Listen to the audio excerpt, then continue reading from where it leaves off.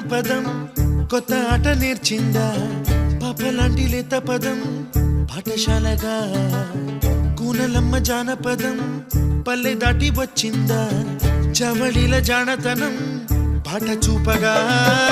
కుంచెలో దాగే చిత్రాలు ఎదురొచ్చేలా